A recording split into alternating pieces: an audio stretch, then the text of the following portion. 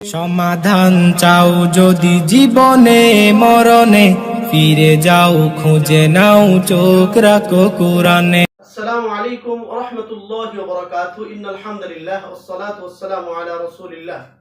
সম্মানিত শ্রোতা বন্ধুগণ, আশা করি আল্লাহ পাকের অশেষ মেহেরবানিতে আপনারা সকলে ভালো আছেন। দূরে কিংবা কাছে, দেশে কিংবা প্রবাসে, যে যেখান থেকে এই মুহূর্তে আমার সাথে অংশগ্রহণ করেছেন, সকলকে জানাচ্ছি আন্তরিক মোবারকবাদ। প্রিয় ভিউয়ার্স, আজকেও আমি আপনাদের সামনে একটি গুরুত্বপূর্ণ বিষয় নিয়ে উপস্থিত হয়েছি। আমার আলোচনার বিষয়বস্তু হচ্ছে কারিন জিন দ্বারা জাদুতে আক্রান্ত ব্যক্তির মাঝে রুকিয়া করার সময় যে সকল লক্ষণ দেখা দেবে।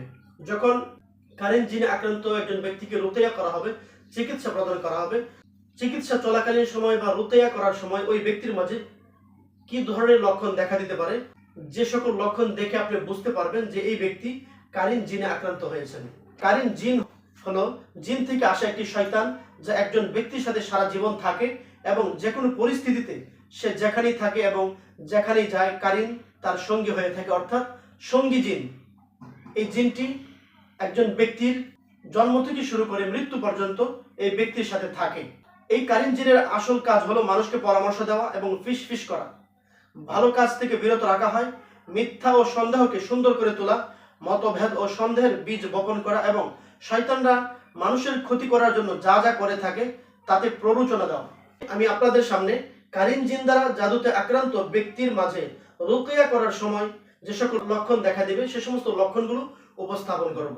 আমি আমার চিকিৎসার অভিজ্ঞতার আলোকে দেখেছি কারিন জিন দ্বারা জাদুতে আক্রান্ত ব্যক্তির মাঝে রুকিয়া করার সময় সর্বমোট 4টি লক্ষণ দেখা দিতে পারে।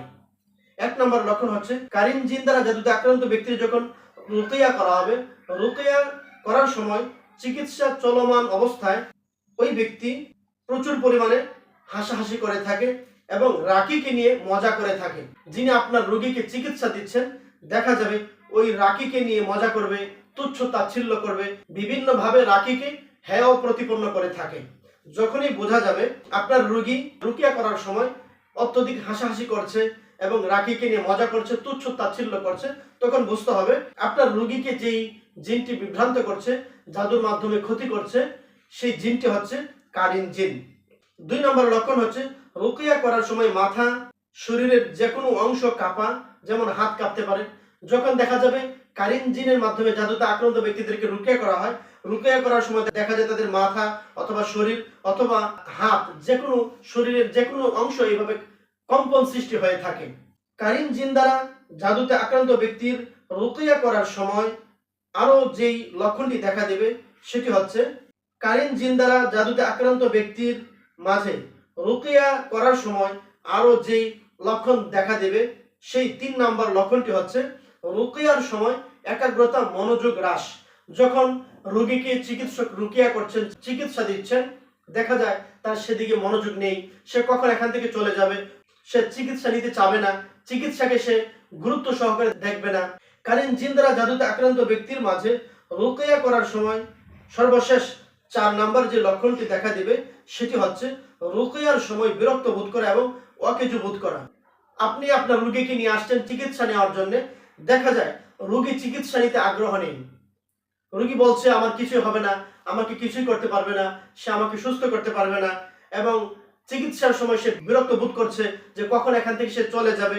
এরকম ভাবে বিরক্তিকর মনোভাব যদি রোগীর থেকে প্রকাশ পায় এবং এই চিকিৎসাটাকে সে যদি অকেজো মনে করে, চিকিৎসা তার সুস্থতার ক্ষেত্রে কোনো ফলপ্রসূ ভূমিকা রাখতে পারবে না, এরকম মনোভাব সে প্রকাশ করে, তখন আপনি ধরে নেবেন যে আপনার এই রোগী কারিন জিন দ্বারা জাদুতে আক্রান্ত হয়েছে বিধায় চিকিৎসা চলাকালীন সময় তার মাঝে এ জাতীয় সমস্যাগুলো দেখা দিচ্ছে এবং চিকিৎসাকে সে গুরুত্ব দিচ্ছে না, রাকিকে তুচ্ছ তাচ্ছিল্য করছে এবং সে আপনাকে বলছে যে আপনি কেন তাকে চিকিৎসকের কাছে নিয়ে এসেছেন, তার চিকিৎসার প্রয়োজন নাই। যখনই রোগীর এ জাতীয় সমস্যা হবে তখন আপনার উচিত হবে একজন অভিজ্ঞ চিকিৎসকের সন্ধান করা, কারণ একমাত্র অভিজ্ঞ চিকিৎসকই আপনার এই রোগীর সমস্যাগুলো ভালোভাবে আইডেন্টিফাই করতে পারবে।